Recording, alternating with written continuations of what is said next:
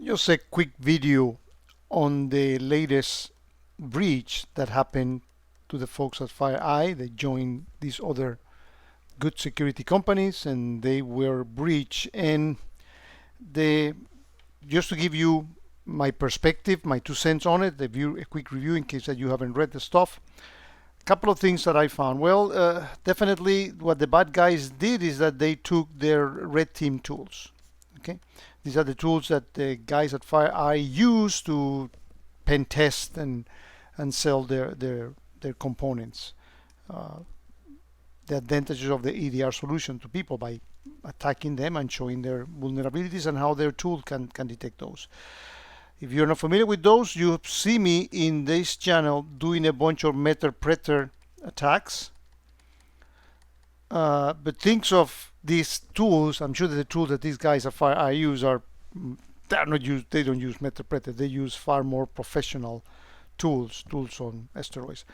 This video is not a I'm nobody to criticize them. This can happen to anybody, and in fact, I think that is a good thing that they went public and disclosed the thing. Now, in their disclosure, they mentioned that these are tools that exploit vulnerabilities.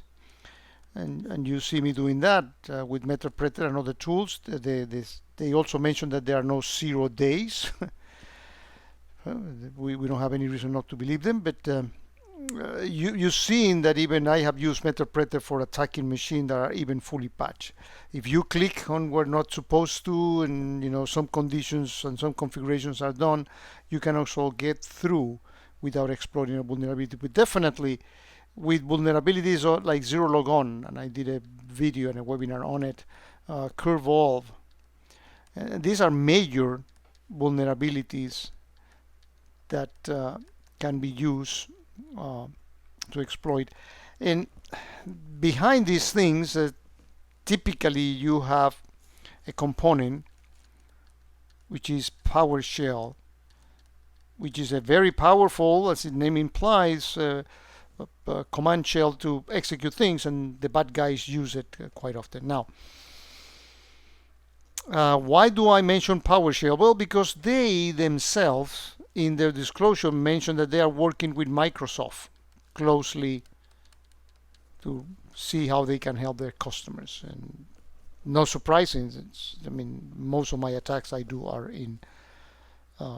on Microsoft machine. Now, in terms of attribution, who did this? Well, it's kind of hard.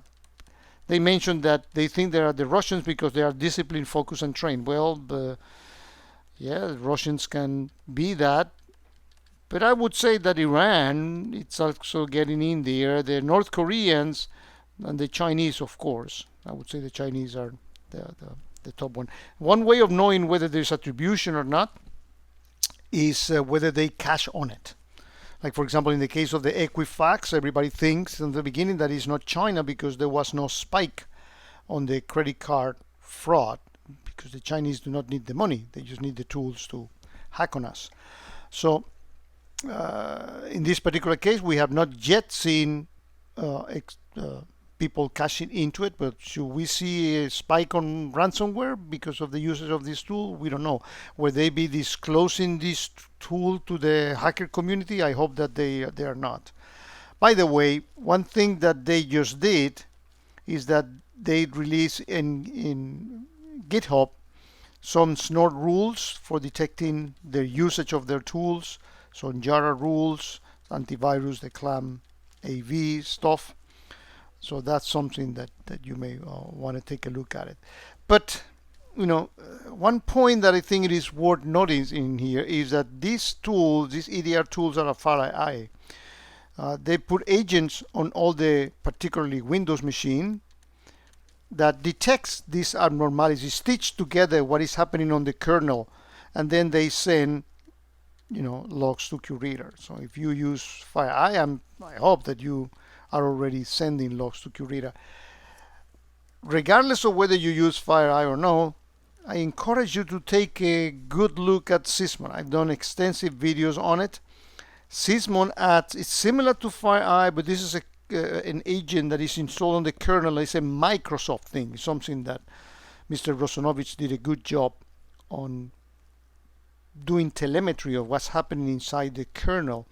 And Mutaz wrote a good set of good rules on QReader, and they are in a public package out there that interprets those and stitch together those logs and alert you about exploitation. So this is a good time to make sure that you run belts, suspenders, or belts and suspenders if the targets that you have or the machines that you have are really very important. I wouldn't definitely consider an exaggeration to have a good agent tool like Carbon Black, FireEye, etc., and or Sysmon for logging, for detecting anything that any one of those may miss. And stay very careful on it. What may look like a false positive, inspect it well, just to make sure that is the case. And I hope that advisories also can help you there to correlate things that are happening out there. But